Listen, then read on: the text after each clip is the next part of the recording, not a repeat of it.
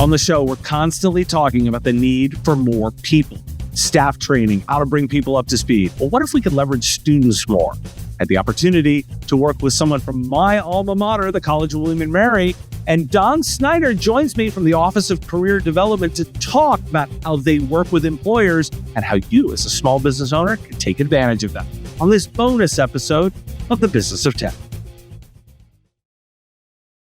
With as many breaches and security concerns as I report on this show, it should be obvious that cybersecurity is not just about technology, but also the human expertise needed to interpret and respond to complex threats.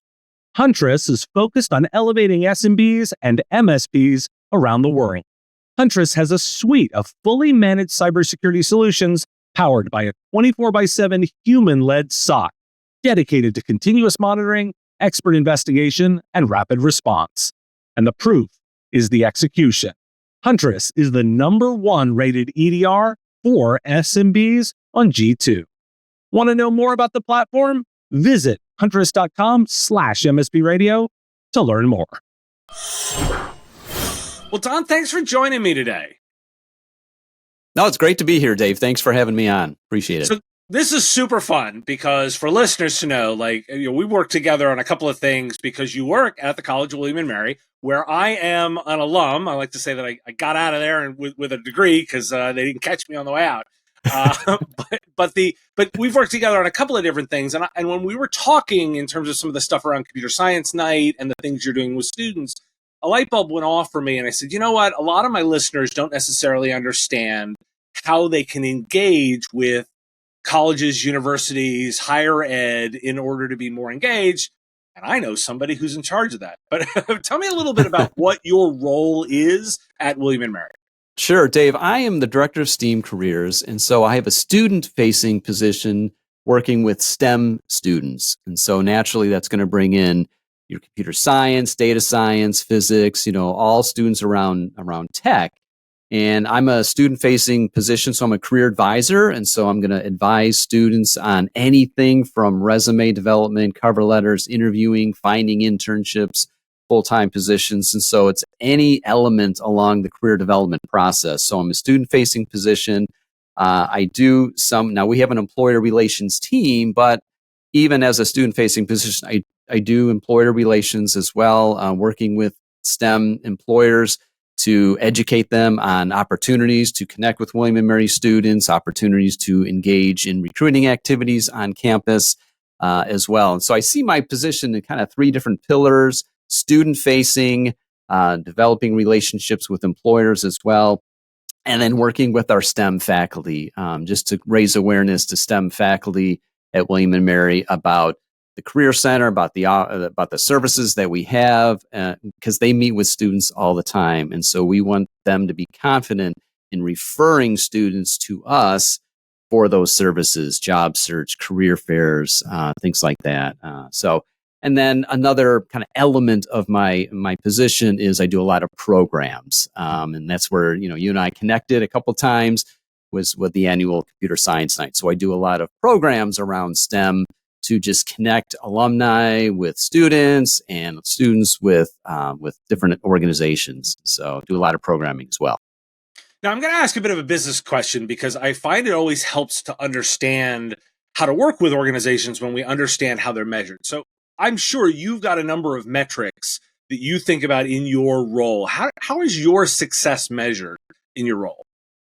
Yeah, and sometimes it's hard to put, kind of a specific data on, if I meet with a student and I help them with a resume or interview prep, and they go out and they get an internship, they get a position, do I always know about it? Hopefully I do, but not always.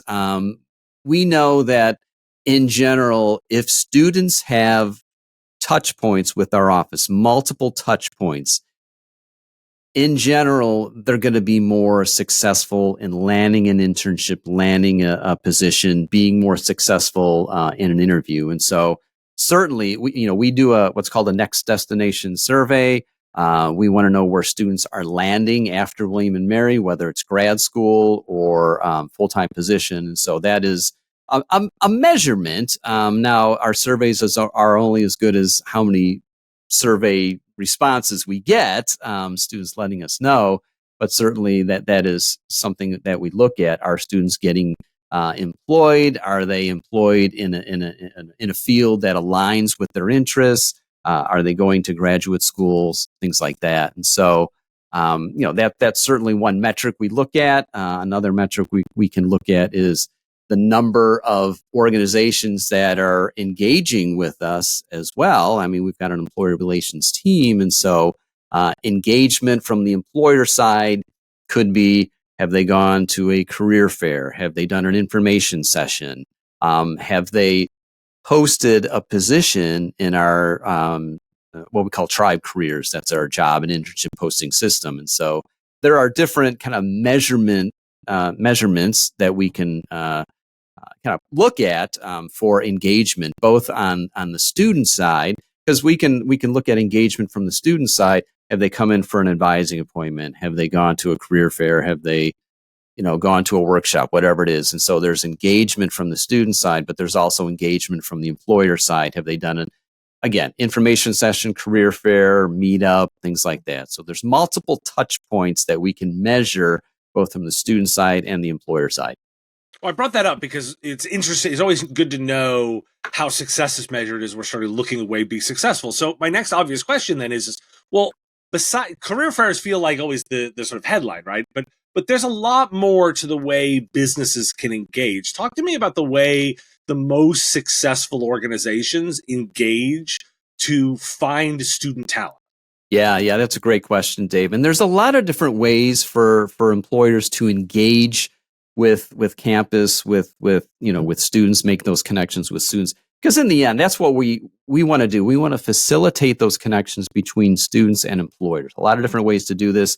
I'll just go through the kind of traditional ways, the big career fairs, although those are now becoming, we still have the general career fairs, but we want to get into more of those kind of boutique recruiting events, those niche career fairs where they're just for a certain population of students. So we've got the career fairs. We've got what are called the individual employer information sessions with just one employer talking about who they are, the opportunities, how students can apply, things like that. Those are, again, some of those traditional ways. Other employers that have had success have connected in students with in different ways. Some of them are actually providing a service for students. They're helping guide students. They're mentoring students. It could be they're coming in to do a day of mock interviews with students. Maybe it's they're helping them kind of guide them through the technical interview.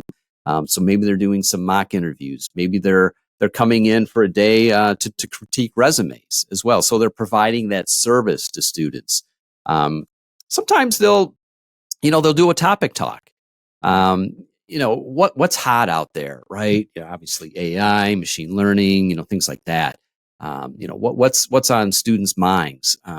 What are they interested in learning more about? And so maybe an organization will come in to do a topic talk. And along with that topic talk, they will also talk about their organization as well. So it might be a cybersecurity firm. It's like, what's happening out there in cybersecurity? What's the latest trend out there? And yes, we are a cybersecurity firm, and these are the opportunities that we have. So again, different ways. Sometimes employers have hosted students for what we call career treks or career trips. Where we might bring a group of students to an organization just to kind of get a feel for the physical location. And I know it's a little bit challenging nowadays with so much being remote, but that has worked as well. Some of those tours of facilities in different ways. So again, we got the traditional career fair information session, but more of those service-oriented mock interviews, resume critiques. And then sometimes even, doing, like I said, the topic talks, but sometimes even those career chats work as well too. An employer can come in, they can dedicate, a half day, 3/4 of a day to meet with students individually to do, just career chats, career talks. Where are you in your career? What questions do you have about what's happening out there in the industry as well? So, And you've yeah. got a group of I would think you've got a group of businesses that you kind of regularly work with, right? This isn't a new, you're not necessarily every single year starting fresh. You've got built relationships with organizations over time. So like, how does that start? Say somebody's a smaller company and they have not done this before and they're interested in sort of getting engaged. Like, how does that process work? Yeah. So some companies, Dave, reach out to us. I mean, we'll just, hear from an organization. Sometimes it's just out of the blue. We've got these opportunities. We've heard about William and Mary students. We have a William and Mary student currently interning, or an alum here. Somehow there's this connection with the school, and so they reach out to us to inquire about, what does this process look like? We got this, this intern kind of organically. We want to be more strategic in sourcing talent. So sometimes they'll reach out to us, and many times we are looking at, okay, who's out there in the landscape? It could be geographically, who's close to us, who are some of the players in, again, some of the sectors that students are interested in.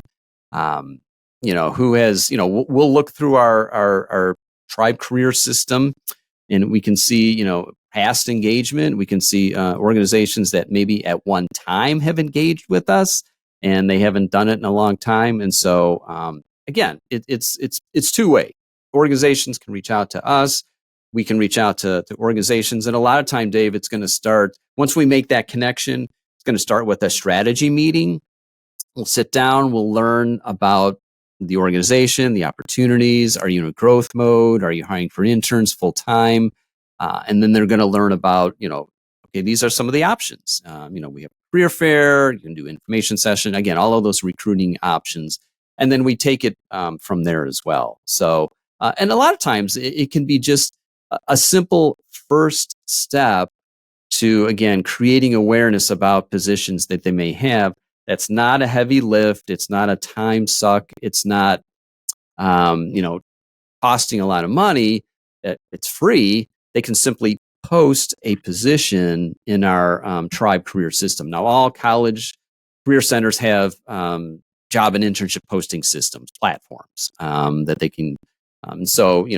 It can start with getting a position posted in our system, and then we can help kind of push it out. We've got different industry newsletters. We've got different ways to kind of raise awareness about opportunities that are posted in our system. So, Don, tell me a little bit. There's innovation going on in the space of matching students too. Tell me about some of the new innovations, the way people have looked at engaging students. Yeah, Dave, there's a relatively new trend. Probably COVID really elevated the awareness of this particular model. We think about the full summer length traditional internship. Let's think about let's look at what's called the micro-internship. And so the micro-internship is project based, and it can be 3 weeks, it could be 4 weeks. And so an organization has a need. It's like, we've got to update this database. We've got this something that needs updated, something needs tweaked, something that needs implemented. It's short term. It's again 3, 4, 5 weeks, skill based. Hey, this is a great opportunity to connect with a student who has this skill set, who has some of this experience, and let's get them working on this project. Now, most of these, again, micro internships are going to be remote, and really they're all should be paid. And so this is a way for organizations to, again, connect with the student, get them involved in their work, in their project, in their company. And they get a project done. Student gets experience. They can put it on their resume, and it's a way for an organization to kind of assess, kind of interview that the student throughout the project without a long-term commitment, full summer length experience. And so these micro-internships are popping up, and just different ways for organizations to make that connection with the student. If you were trying to think about, like, particularly because you spend so much time with students, like, what's the number one kind of need that employers should think about that students are looking for? Like, yeah, that's again another great question. Yeah, I meet with students, and William & Mary students are go-getters, and those are going to be students across the board at other schools. They want experience. They want to start digging in to get some hands-on experience, and certainly there's going to be opportunities for them as they get into those classes to do hands-on projects through classes. William & Mary does a hackathon every year. It's totally student run, student organized, student run hackathon. And so there's many different challenges out there that students can get involved with. And, employers want to see hands-on projects. What have you done? Students are just itching to get those types of experiences. Sometimes I work with freshmen. It's like, I'm looking for an internship. And so we kind of talk to them about, okay, it might not be a full summer traditional internship at this point, but how can you start developing those skills? Obviously through your courses, through the projects, but get involved in a hackathon, do some type of independent project. And some of these students are go-getters. They're already doing it. They've done it in high school, and they continue to do it as well. So, getting that experience. And so students really are craving those experiences, Dave, and they want to get involved with organizations. They want to get involved in projects that have a meaning, that have an impact. And so if they're looking at an internship, they want that internship to have some type of hands-on project. They want the work to be meaningful. These students come to the table with a lot of skill sets and experiences. Now I know sometimes freshmen will come to the table. It's like, you're not quite ready for that full-fledged internship, develop some skills and experiences, which I know you will. But when they come to the table ready for that, that internship, they want, meaning in their work. They want hands-on projects. They want an opportunity, to prove themselves with those hands-on projects. And so that's what, from the employer's perspective, as they're trying to connect with students, as they're trying to create awareness about their organization, they can say, hey, these are things we're working on that have an impact. These are things that you can have a hand in helping to shape our product or working with our customers. So again, they want hands-on project. They want meaningful experiences. Yeah, I was a judge for Tribe Hacks actually just recently, and I was actually sort of blown away by the level of the projects that I was judging.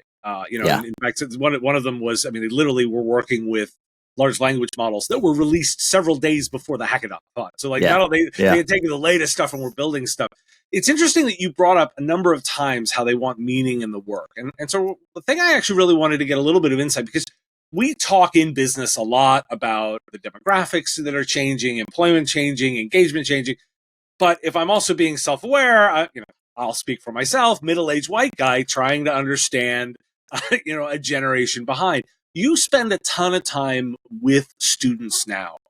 What's the big thing you want employers to know about this generation of students? I think this generation of student, they want, they want to have an impact. They want meaning in their work. What that looks like to them, it's going to be all different types of, things. And this is where we, as career advisors, we try to, educate students on, the type of work. And one of the questions that I asked Dave, a student, to get them thinking is, what kind of problems do you want to solve? Now, it could be a problem, with a big tech company, but it could be something else. It could be much more on the, humanitarian side. Or I was just working with a student yesterday who's she's got, I think it's data science and Chinese combination. So she's working in digital humanities with natural language processing. And so I know with William & Mary, there's a lot of double majors, and students get involved in a lot of different service organizations, and whether it's study abroad, mission trip. So I think they want a way to combine a lot of different things. It's not just, again, from William & Mary's perspective, it's not just laser focused on technology, coding, programming. It's like, what does it look like for the greater good? And maybe I don't want to be coding all day. What else do I want to be incorporating in my career that's going to be meaningful to me? So I think those are some of the things that we see from William & Mary students with a lot of double majors, a lot of interests all over the board. And certainly with those tech students, they're involving tech, but they're just looking at it in a bigger picture, not just programming and coding. What does the bigger picture look like for me in this role, in this position? Now, obviously, I'm intensely biased, so I think everyone should work out to William & Mary and work with recruiting students there. Don, if people are interested in getting in touch with you to talk about opportunities, how could they do so? Yeah, you can certainly reach out to Dave. We've got an employer relations team, so I know that can be one of the challenges too. It's like an employer wants to reach out to an organization, a college. Colleges, universities are large, and it's like, what departments do I go to? Who's my go-to? And so I think, Dave, probably the first step with an employer wanting to reach out is going to our website. So just Google William & Mary Office of Career Development and Professional Engagement, and you're going to see our full team there. And then you're going to see our employer relations team. So Stan Inman is our director of employer relations and development. He's got a whole team. So really, that's probably your the organization's first touch point, is to reach out to that employer relations team. Now, I do, again, employer relations. I'm more so a student-facing position. And so first reach out, Stan Inman and his team, employer relations at the Office of Career Development and Professional Engagement. And that, again, with any college career center, it's going to start. You want to hone in on that college career center.